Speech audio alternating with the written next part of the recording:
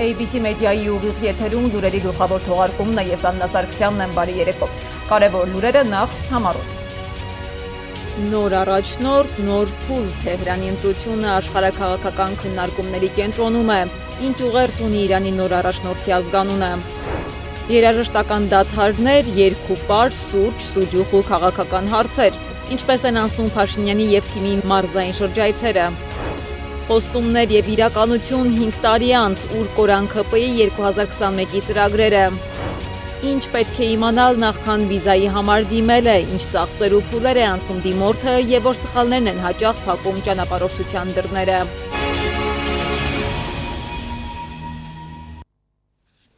Ալի Խամենեիի երկրորդ որդին Մոջթաբա Խամենեին ընտրվեց Իրանի 3-րդ գերագույն հոգևոր առաջնորդ։ Այս պահին Թեհրանում մարդիկ հավաքվում են հավատարմության երդում տալու նոր առաջնորդին։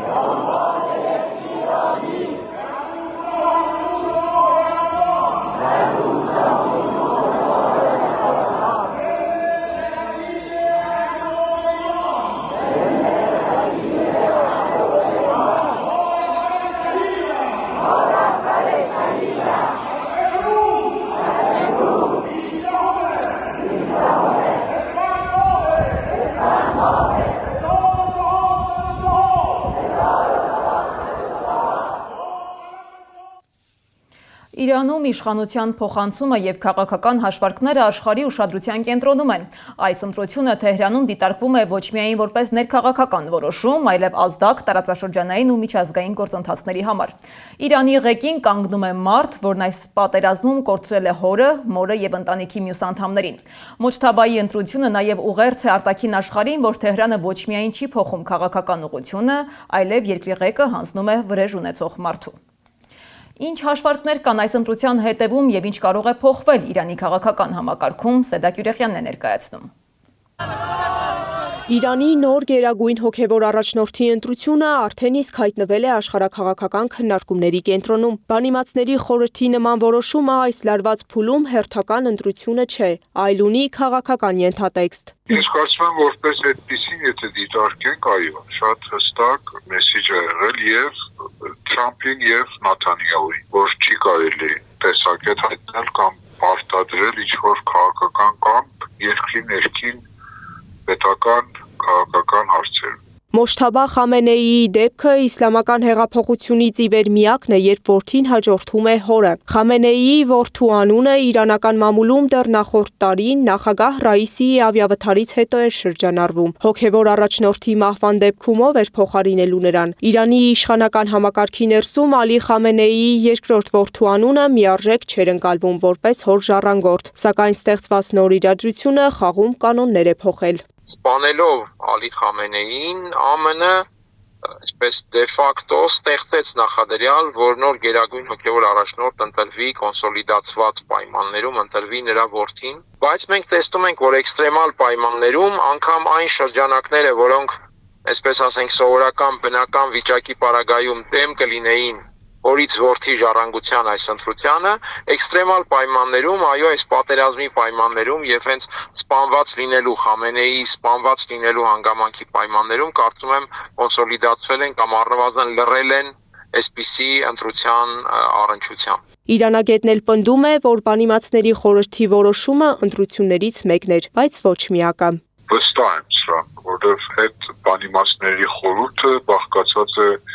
բավականին հեղինակավոր եւ լուրջ կրոնական պետերից, կրոնապետերից, կրոնագետ մարդկանցից, որ սրանք Իրանի գերագույն շահերի եւ Իրանի ամբողջականության ինքնիշխանության հարցում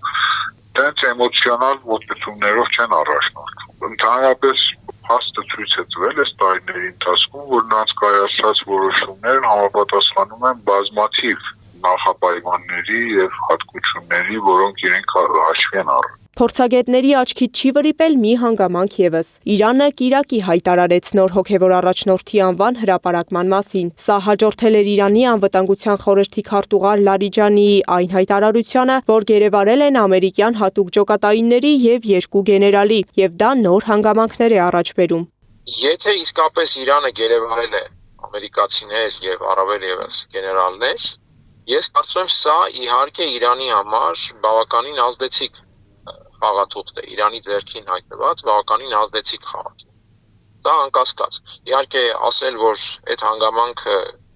այդպես ամուր որևէ բանի երաշխիք կարող է լինել, կարծում եմ այդպես չէ,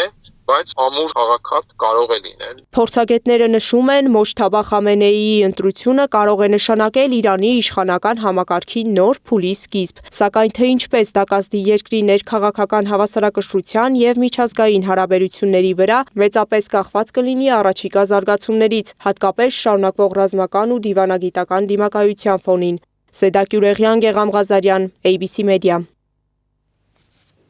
Նոր առաջնորդի ընտրությունը ոչ միայն քաղաքական, այլև անձնական պատմություն ունի։ Ինչ ճանապարհ է անցել Մոջթաբա Խամենեին եւ ինչ դեր է ունեցել երկրի իշխանական համակարգում մինչեւ այս պահը, Անահիտ Սարգսյանն է պատմում։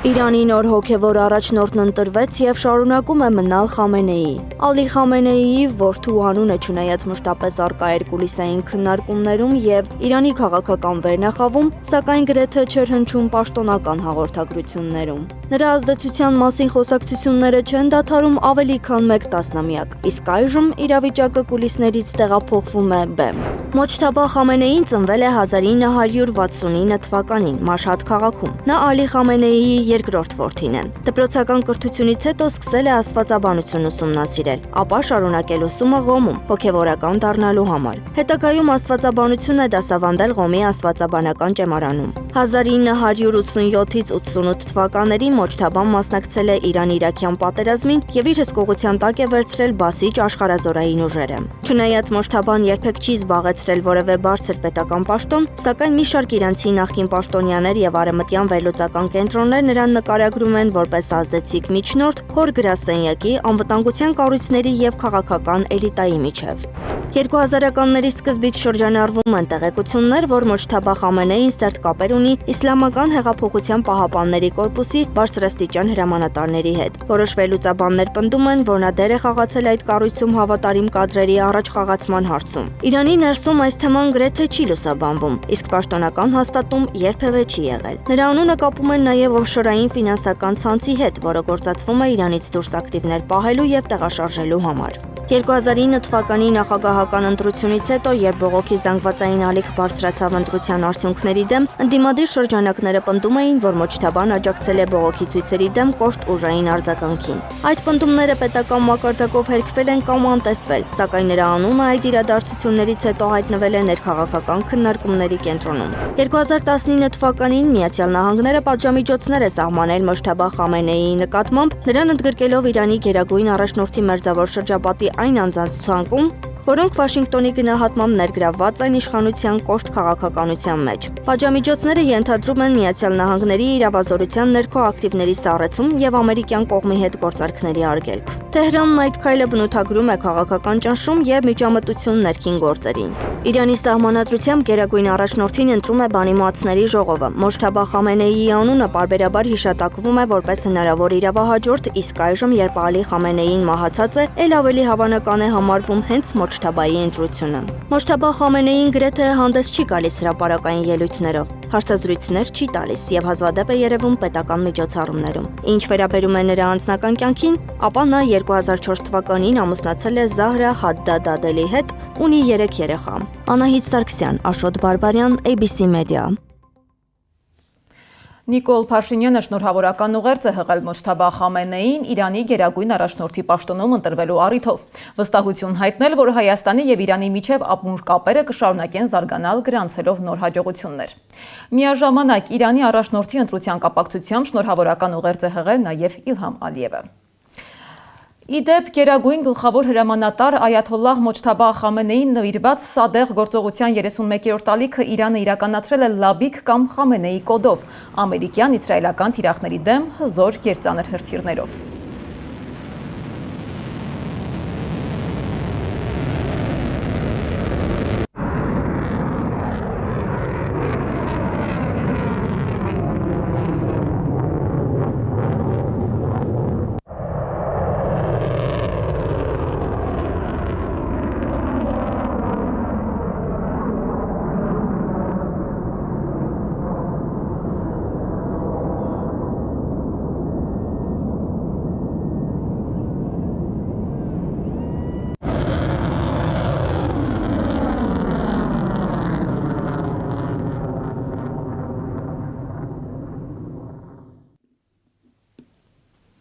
Իսկ Վաշինգտոնն արդեն իր դժգոհությունն է հայտնել Իրանի նոր գերագույն հոգևոր առաջնորդի ընտրության վերաբերյալ։ Fox News-ի հետ հարցազրույցում ԱՄՆ նախագահ Դոնալդ Թրամփը հայտարարել է, որ չի ընդունում Թեհրանի այս ընտրությունը։ Վերջերս նա նաև հայտարարել էր, որ Իրանի ցանկացած առաջնորդի սպասվում է Ալի Խամենեիի ճակատագիրը։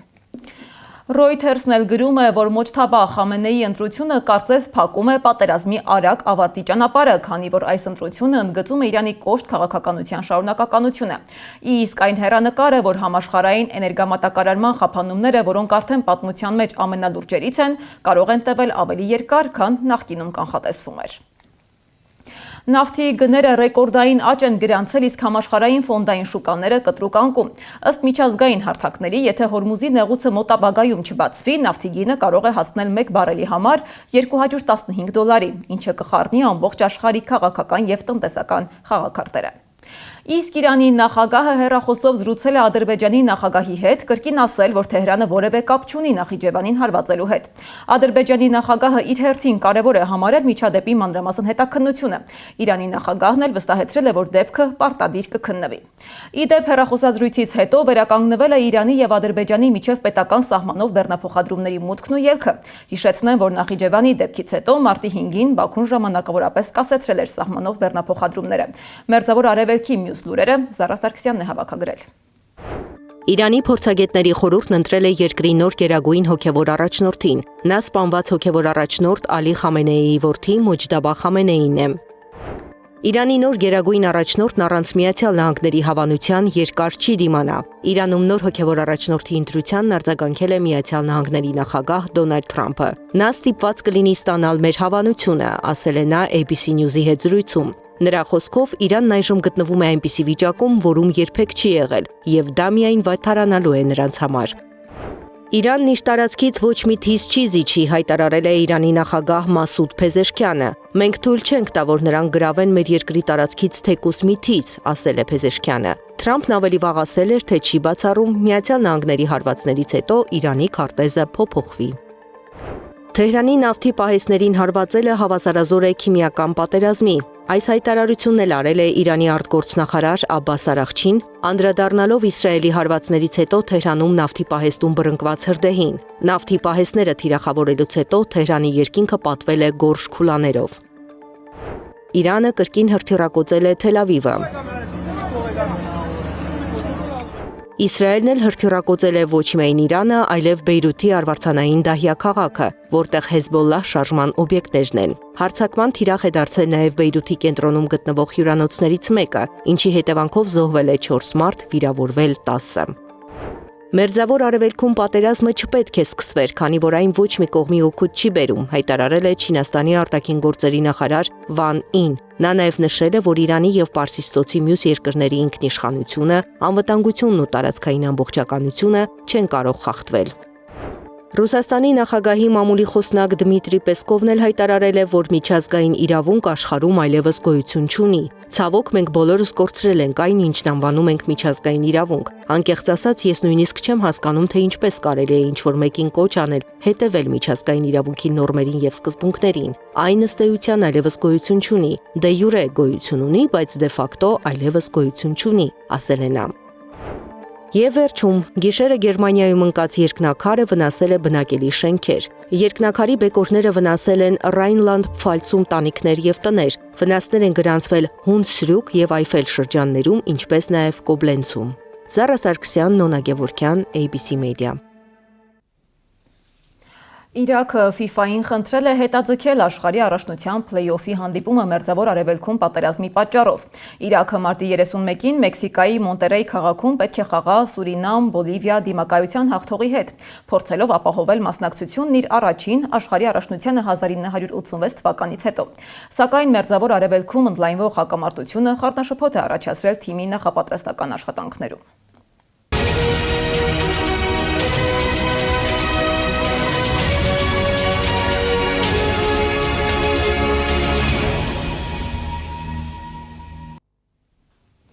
Իսկ Հայաստանում նախընտրական ակտիվ քարոզարշավ է։ Փաշինյանը շարունակում է մարզային շրջայցերը, այս անգամ եղել է Արագածոտնում եւ Շիրակում։ Սովորաբար պետության ղեկավարի մարզային այցերը նախատեսված են խնդիրներ լսելու եւ լուծումներ գտնելու համար, բայց երբ դրանք ուղեկցվում են երգերով, սրտիկներով ու անվերջ ուղիղ եթերներով, երբեմն դժվար է հասկանալ սա աշխատանքային այց է թե սոցիալական ցանցերի հերթական վլոգը։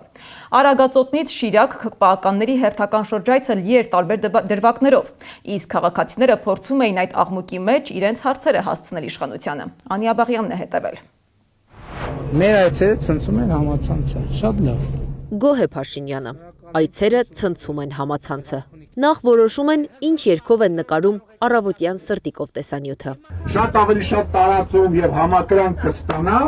քան What a Wonderful World։ Երկրորդ փաստարկը What a Wonderful World-ը դանդաղը։ Դանդաղը չէ, թող լինի ուրբաթ շաբաթ կիրակի երգը։ Թող լինի ու եղավ։ Ժպտա, միած ժպտա։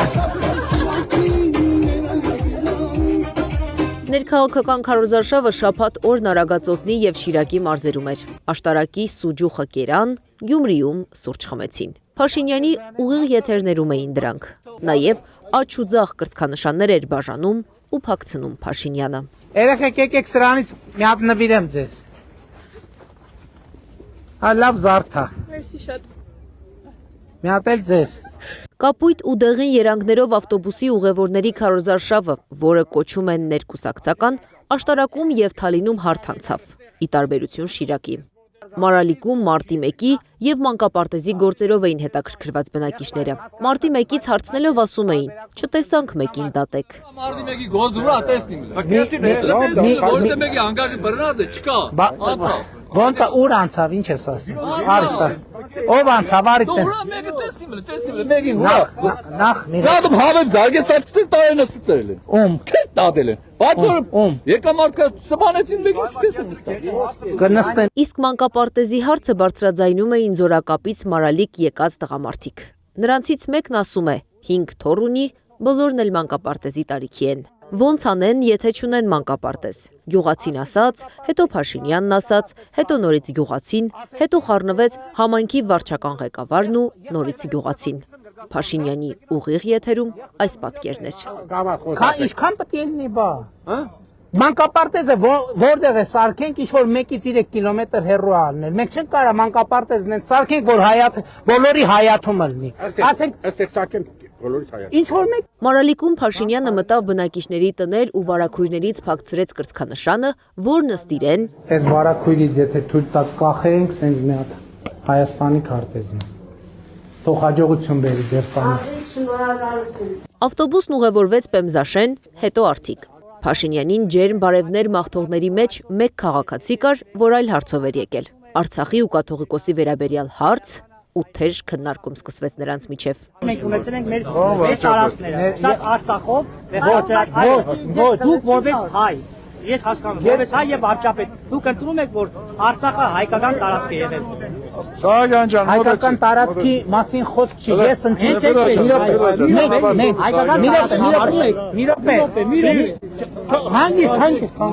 Կաթողիկոսին ընտրում են աշխարհի հայերը, ինչպես կարող է վարչապետը չընդունել։ Փաշինյանն արձագանքեց։ Մի րոպե, ու կաթողիկոս չկա։ Կտրիչ Ներսիսյանը կաթողիկ։ Քեզ համար կաթողիկոս կա, Հայ ազգի կարող է ձեզ համար չլինի։ դուք հայ ազգը չեք ներկայացնում։ Լսեք։ Գյումրիում քարոզարշավը հանդիպումներով չսահմանափակվեց։ Փաշինյանը միացավ Գյումրիի բենդերից մեկին։ Այս անգամ ոչ թե ուրբաթ շաբաթ կիրակին նվագեցին ու սրտիկներ արեցին, այլ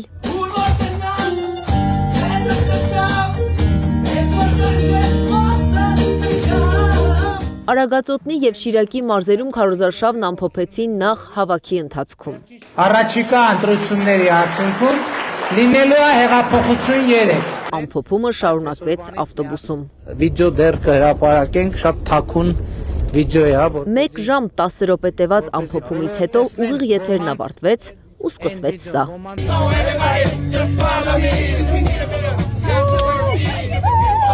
Ու սա էլ ավարտվեց։ Անի Աբաղյան, Աշոտ Բարբարյան, ABC Media։ Մարզային ուղիղ եթերները, երգերը եւ քաղաքական հայտարարությունները շարունակում են իշխանության առօրյայի մասը լինել։ Բայց այս ամենից դուրս կա նաեւ մեկ այլ հարց՝ այն խոստումները, որոնք նույն իշխանությունը տվել էր դեռ 2021 թվականին։ Քաղաքական խոստումները սովորաբար ամենաոգևորիչն են ընտրություններից առաջ։ Դրանք ձևավորում են սպասումներ անվտանգությունից մինչև ապագայի պատկերացում։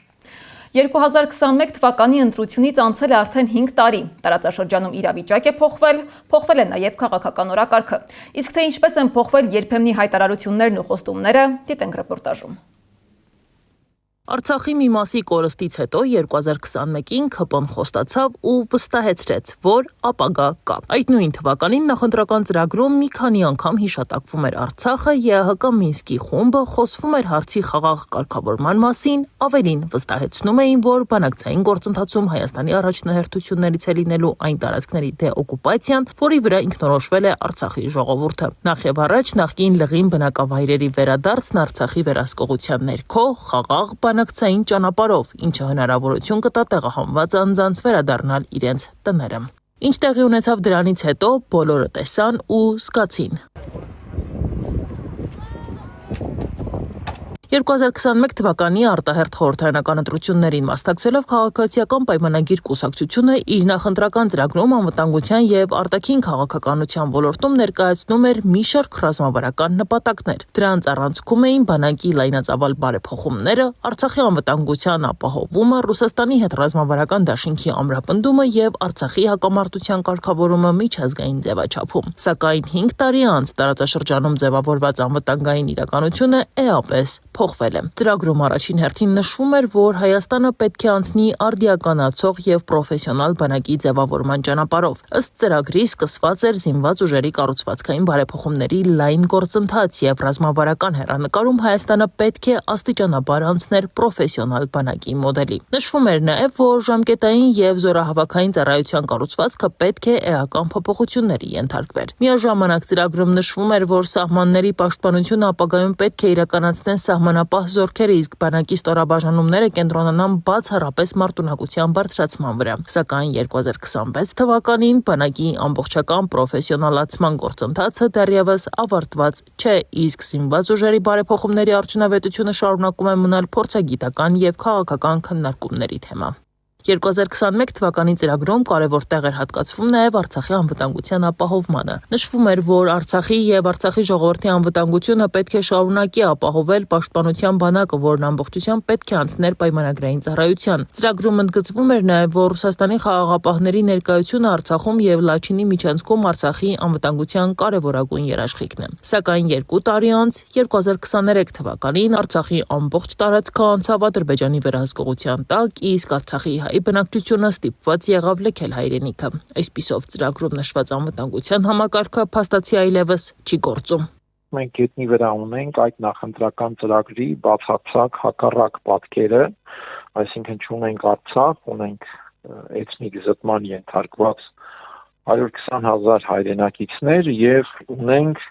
Հայաստանի անվտանգության միջավայրի հանդեպ ներկայումս փափուկ ուժի ռեժիմով էքսպանսիայի գործընթաց։ Ծրագրում առանձնահատուկ տեղ էր հատկացվում նաև Հայաստան-Ռուսաստան ռազմավարական դաշինքին։ Նշվում էր, որ Ռուսաստանի հետ գործակցությունը անվտանգության համակարգի կարևորագույն բաղադրիչներից է։ Հիշատակվում էին մի շարք համաձայնագրեր, այդ թվում Հայաստանի եւ Ռուսաստանի զինված ուժերի միացյալ խմբավորման մասին համաձայնագիրը, հակաօդային պաշտպանության միասնական համակարգը, նաև Հայաստանում տեղակայված ռուսական 102-րդ ռազմաբազայի հնարավորությունների զարգացումը։ Սակայն վերջին տարիներին Հայաստանի եւ Ռուսաստանի հարաբերություններում նկատվում են որոշակի լարվածություններ, իսկ անվտանգային համակարգում Մոսկվայի դերակատարությունը դարձել է ակտիվ քննարկումների թեմա, թե քաղաքական շրջանակում, թե հանրային դաշտում։ Նախընտրական ծրագրում Հայաստանը շարունակում էր կարևորել նաև հավաքական անվտանգության պայմանագրի կազմակերպության անդամակցությունը։ Նշվում էր, որ Հայաստանը շարունակելու է ակտիվ մասնակցել ՀԱՊԿ-ի աշխատանքներին եւ նպաստել կառույցի պայմանագրային բազայի կատարելագործմանը։ Սակայն վերջին տարիներին Հայաստանի իշխանությունները բազմիցս քննադատել են ՀԱՊԿ-ին կազմակերպության անգործության համար, իսկ պաշտոնական Երևանը հայտարարել է կառույցի աշխատանքներին մասնակցությունը սահմանափակելու մասին։ Սա գնահատում են պարզապես քաղաքական,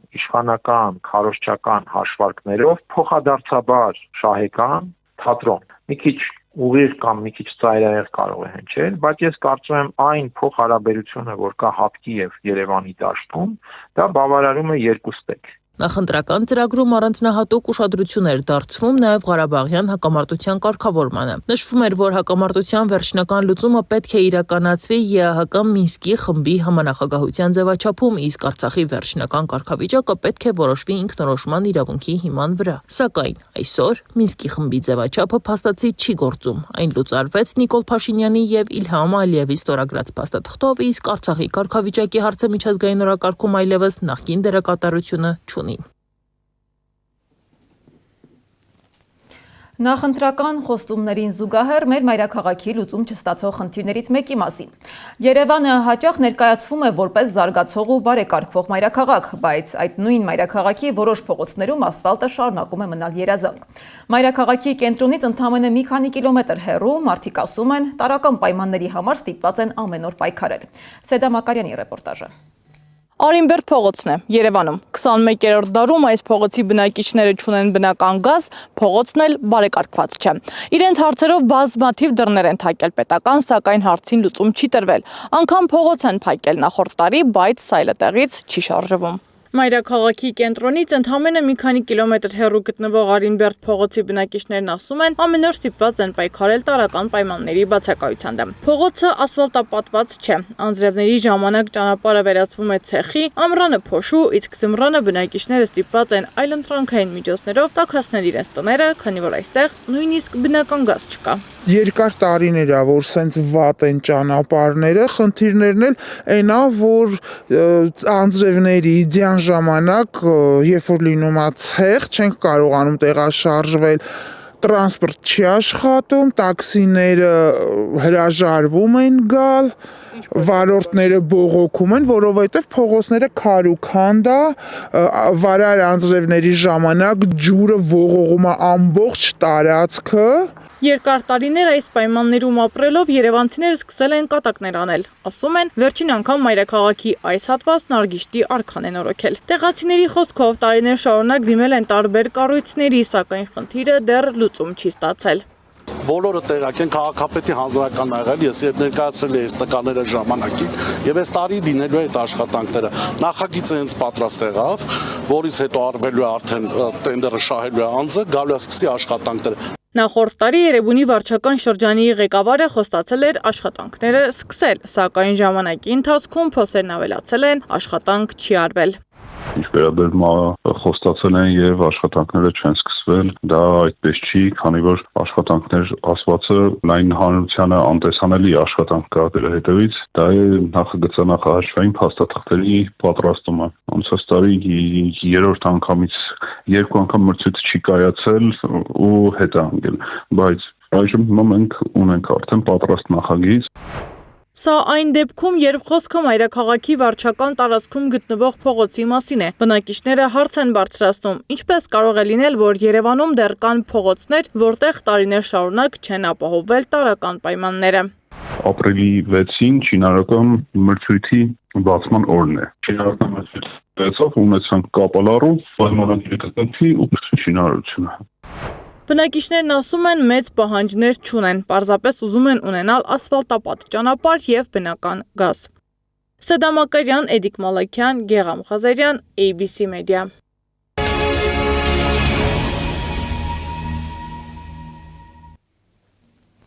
Արձակուրդային սեզոնը սկսվում է, դեսպանատների եւ ավիաընկերությունների աշխատանքը ծանրաբեռնվում, բայց անհոգ ճամփորդելու համար մի քանի կարևոր քայլեր են պետք ճիշտ անել։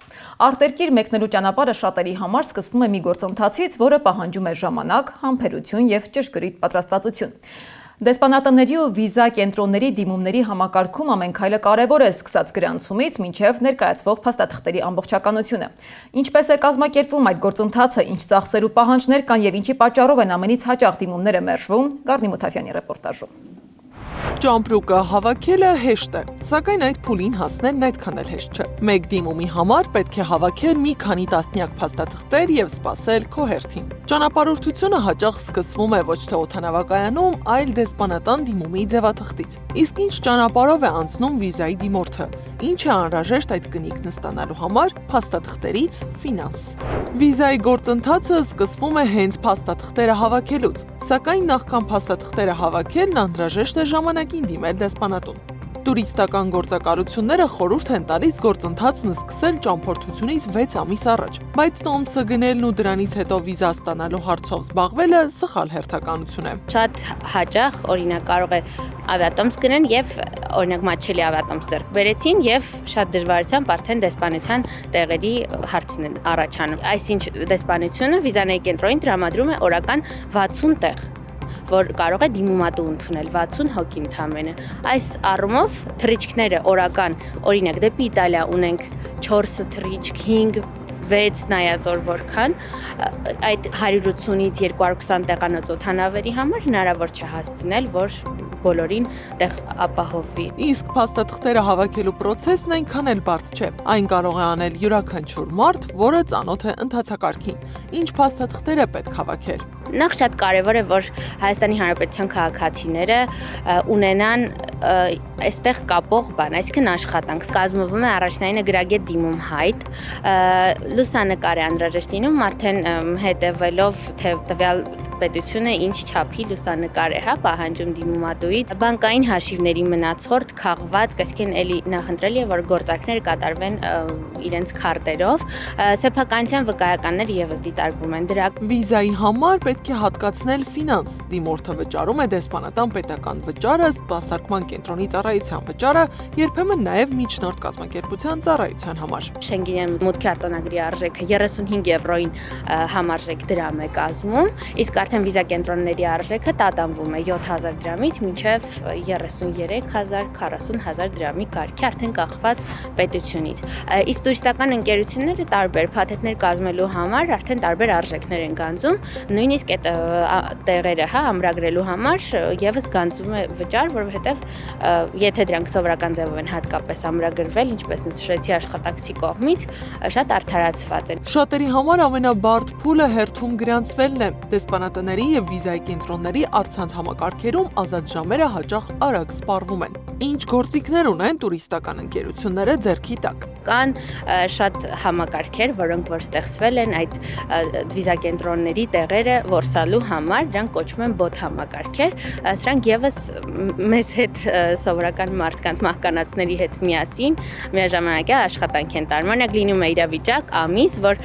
աշխատակիցը, այսինքն մարդկային ֆակտորով կարողանում է ամրագրել այդ ինչ տեղը վիզա կենտրոնում, բայց լինում է ամիս, որ արդեն վերջ չի լինում, քանի որ գործի են անցնում գործիքակազմը։ Բայց երբեմն երկար սպասումն ավարտվում է ընդամենը 1 բառով՝ մերժում։ Մասնագետների խոսքով վիզայի դիմումը մերժում են ոչ լիարժեք փաստաթղթեր ներկայացնելու, բանկային շարժի, աշխատանքի վայրից տեղեկանքներում եղած սխալների պատճառով։ Կա նաև եւս մեկ սխալ, որը հաճախ անում են ճանապարհորդները։ Ազատ տեղ են գտնում այլ երկրի դեսպանատանն ու վիզա ստանալուց հետո գնում են այլ երկիր։ Սա հետագայում կարող է լուրջ պատճառ դառնալ մերժման համար։ Վիզան պարզապես կնիք չի անձնագրում, դա հստակ գործընթաց է, որին պետք է լուրջ մոտենալ, որովհետև ճանապարհորդությունը սկսվում է ոչ թե օդանավակայանից, այլ ճիշտ ու գրագետ լրացված դիմումից։ Գարի Մութաֆյան, Էդիկ Մալաքյան, Աշոտ Բարբարյան, ABC Media։ Այս ժամի համար առանձնացրել էինք այսքանը, շարունակեք հետևել մեր հրապարակումներին, բայց չթողնելու համար ամենակարևոր ու թարմ լուրերը։ ABC լուրերի հաջորդ թողարկումը ժամը 21-ին է, եթերում կլինի Սվետլանա Պետրոսյանը։